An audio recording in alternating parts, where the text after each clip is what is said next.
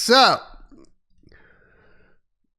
Ethereum just went through its Pectra upgrade and had $13 million worth of ETF inflows.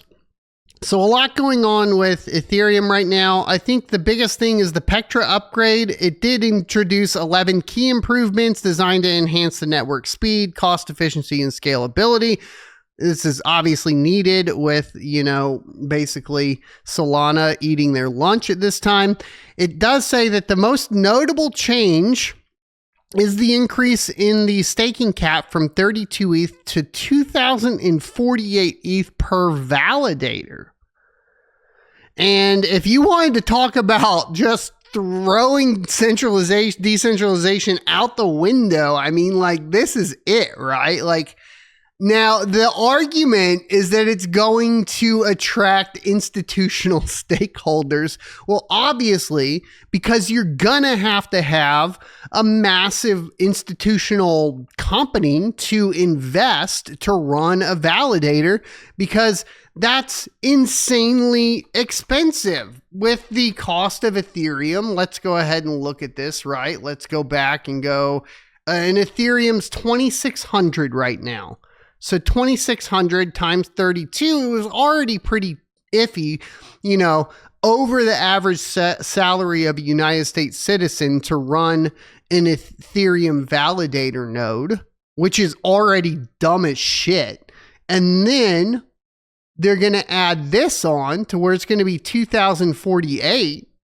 So we'll do 2,048 times 2,600 to run a validator node. You'll need $5.5 million fucking dollars to be a validator on Ethereum. And yes, the F word is definitely necessary here. That's clearly, it's not that it's going to attract institutional investors. It's that institutional investors will be the only one able to do this.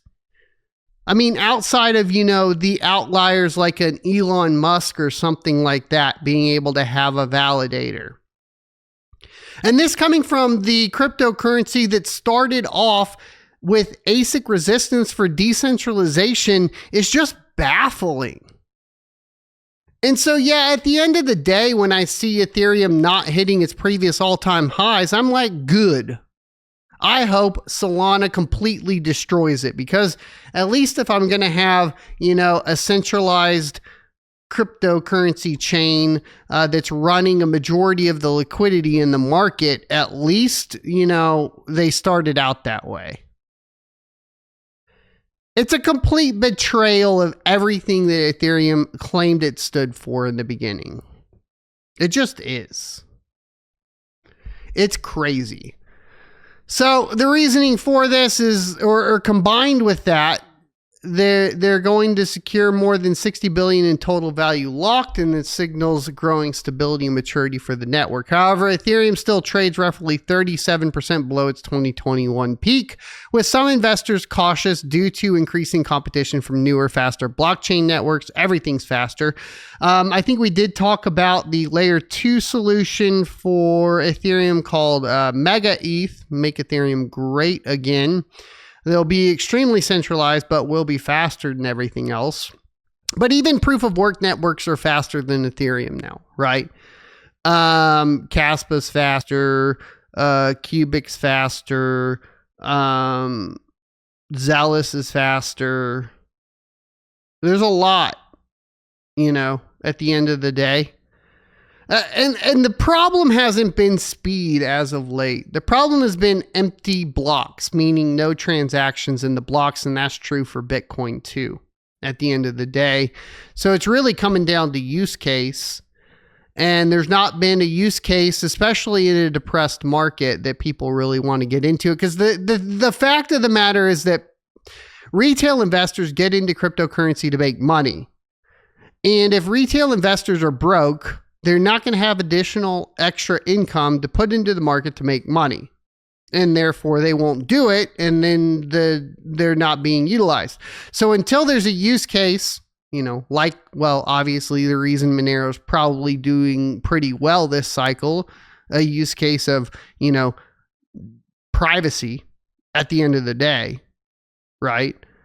unless there's a use case that, you know, normies are legally comfortable with, I just don't see a ton of liquidity going into the cryptocurrency market at the rate that it did previously.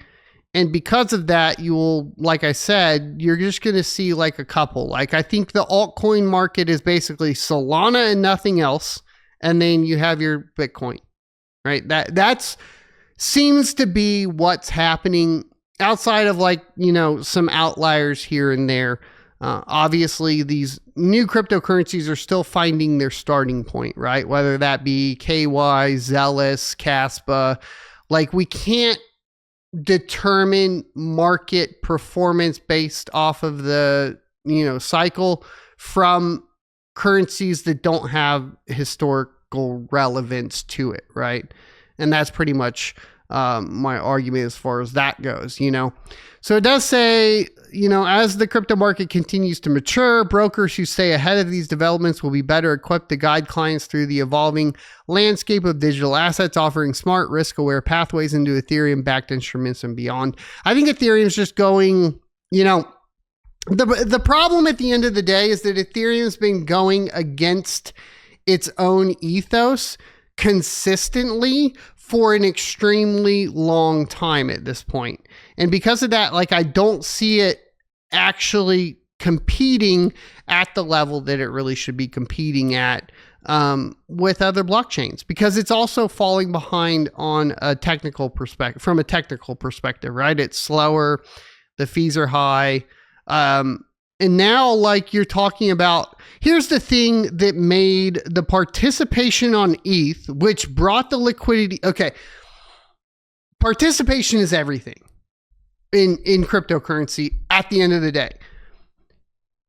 Increasing your well, first of all, moving the proof of stake for Ethereum reduced the amount of participants significantly.